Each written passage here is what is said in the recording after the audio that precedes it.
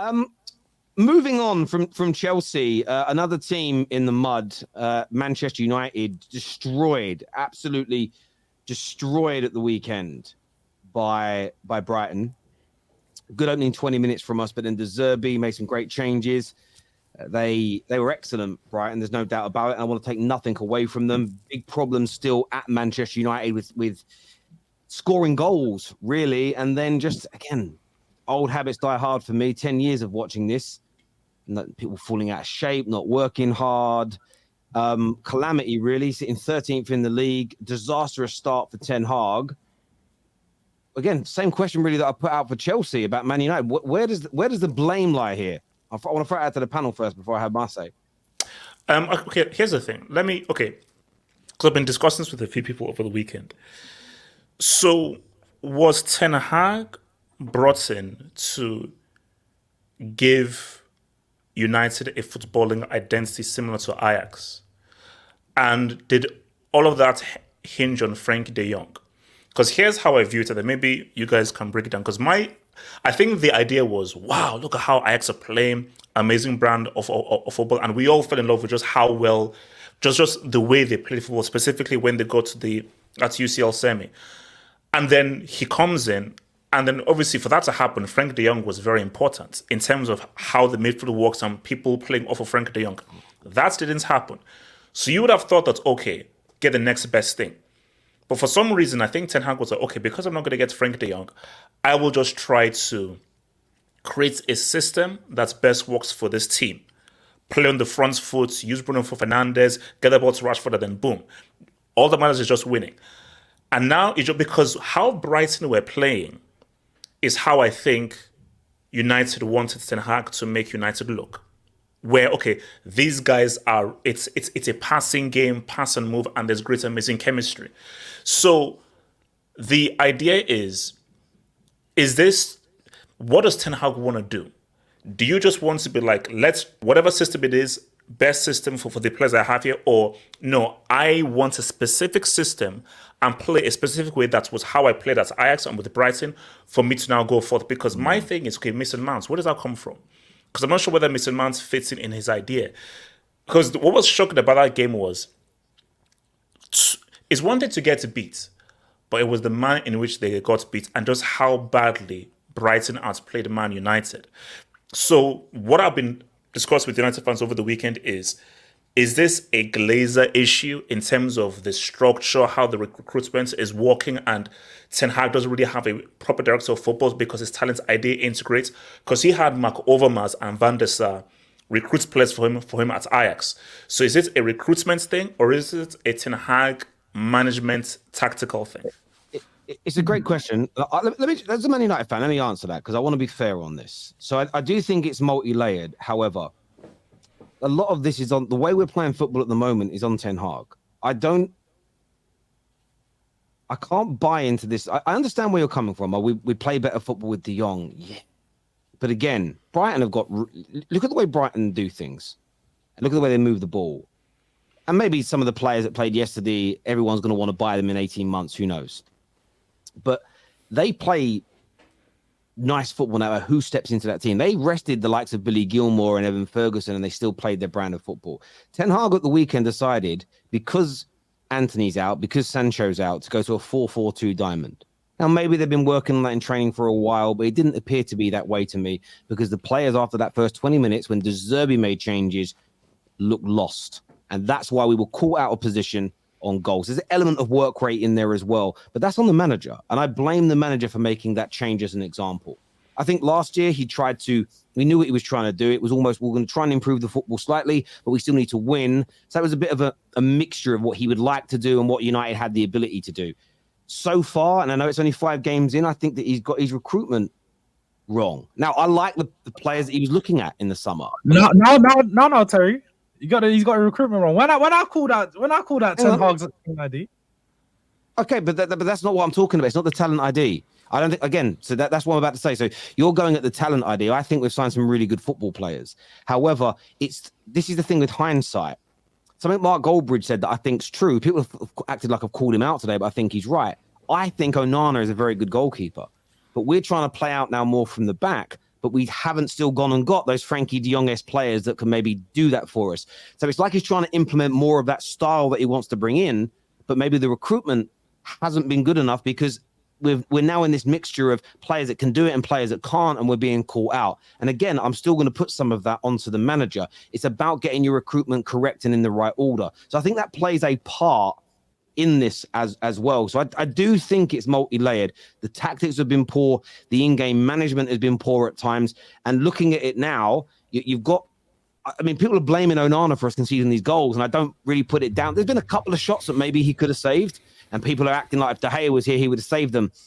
De Gea was letting in easy shots as well last year. The difference is we're leaking more chances than we were last campaign because we're trying to change how we play, and I don't think the players overall good enough to do that, or they don't have the confidence in being able to do it. And I put a lot of that on the manager. He isn't doing a good enough job in terms of drilling that into the team and making us perform. And when it comes to these individual games, I'm going to look at him, I'm going to criticize him, and he's got to go and improve. Now, I do believe the manager can do such a better job than he's doing right now.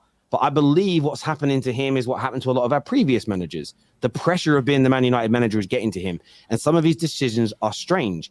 But when people are under pressure, they do strange things. And if he was anywhere else without this level of pressure at my club, I think Ten Hag would be okay. I think he's succumbing to it as well. And that's my bigger worry, that he's making erratic and strange decisions. But he needs to be criticized for that. It's the hardest club in England to manage. It's the most pressured club in the country to manage. This is just a fact. It's the truth. And he's not doing a good enough job of it right now. He just simply isn't. So he needs to be criticized. However, if he isn't the right guy, and George was right all along, his talent ID is awful, and Onana and Casemiro and Højlund and Amrabat, these players are crap. They're absolutely shocking, and we shouldn't have bought them. You then have to go beyond that and go, well, who's signing off on these decisions? Again, if you're just letting a manager with bad talent ID, who's actually not a good coach, who's a little bit fugazi, have this control at your club, I can't look anywhere else but my board and my owners. So, and that's the difference between judging an individual game and where you are in the season, and then looking at why these things are happening. And I think there's two conversations going on at Man United at the moment, and the media very conveniently puts them together. Yes, the Glazers didn't stop players getting back into shape out of possession at the weekend. They didn't make Lissandro get sold by Pascal Gross. They didn't make us miss our chances. Nobody's stating that.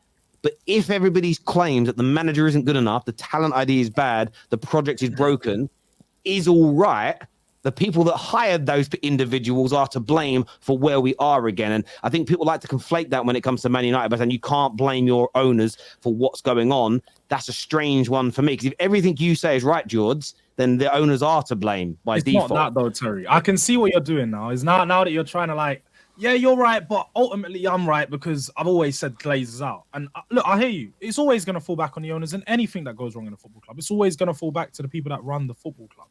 But at the end of the day, yeah, I called out Ten Hag last season. I said he's not a good enough manager. My team turned him away, and this season is showing. Like I said, Brighton, they sign players. Their talent idea is that even if they can't get their number one target, they're going to get another player that can play that fits their system. He doesn't have to be as good, but he's going to do the job that they need him to do. Manchester United aren't doing that on the other hand. Ten Hag hasn't done that. You said he could, Hopeless just point out, you couldn't get De Jong. Hopeless at this point in time. They couldn't get De Jong. So who do you guys go and get? You get Casemiro. You get a completely different player. This season, you bring in Mason Mount, and he's now not even playing. He played obviously at the start of the season, but you've now got a whole new system. You're playing a 4-4-2 diamond. We've never seen Ten Hag do a 4-4-2 diamond. Where's this come from? So and again, even in other games, I've seen him make tactical changes where I'm like, this is strange because I've called out that element there, but I just want to say to you on that, George, just to go back to that. You're right. You made those changes.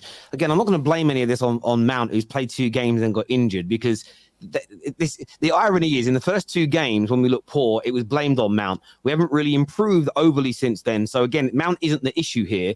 It's something else. However, I'll say this to you now. If you take all those Brighton players and put them in a Man United shirt and bring De Zerbi over, they don't play as well in a Man United shirt as they do in a Brighton shirt. We would not be, in my personal opinion, if you literally swap squads and managers today, inside 3 months, the Man United players that we all say are trash will be playing better football than the Brighton players at Manchester United. There is a deeper lying issue here than, and the reason I say that is this: how many class players have Man United signed in the past decade?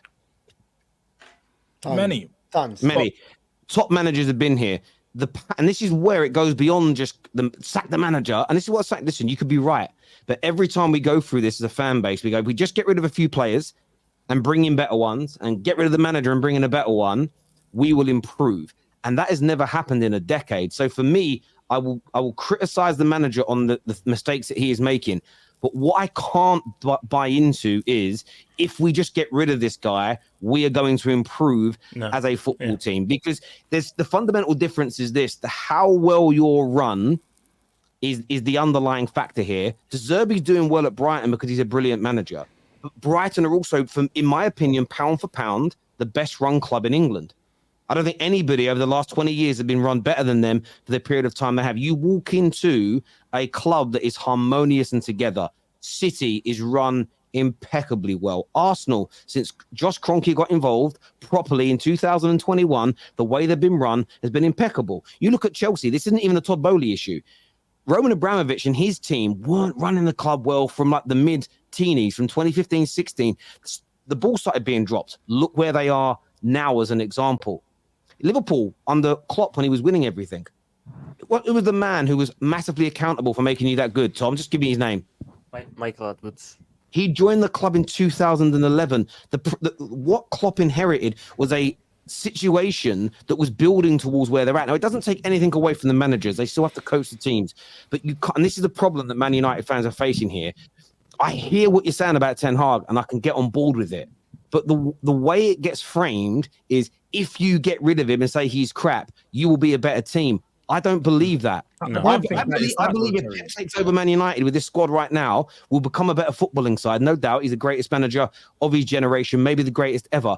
But he ain't winning Premier League titles with us. I don't believe he can. No. Nobody's asking for winning Premier League Terry, titles. you talk about the cohesion. Sorry, George. Sorry. The problem with Man United now is that we don't see what he's trying to do. Jurgen Klopp in his first game when he signed for Liverpool in 2015, we saw people running, we saw something that he wants to do. He didn't have good players, right? He didn't perform to the level that the other players did. Pep Guardiola many times had to defend his players when he signed for 2017, because they weren't good enough. And he said, no, I'm going to keep doing the same mistakes until they learn. My problem with Man United now, after 5 games, that I assume that from last year to this year, you're going to improve your style of play because he had more time with some of the players. But if you ask me now, sitting from outside, what is Man United? I'm going to tell you, I actually have no idea.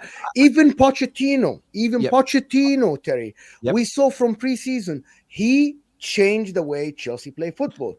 Mo, let me interject you for a minute, because listen, everything you're saying I don't disagree with. So what I don't want to do is spend time everybody saying things to me as a United fan I agree with. My question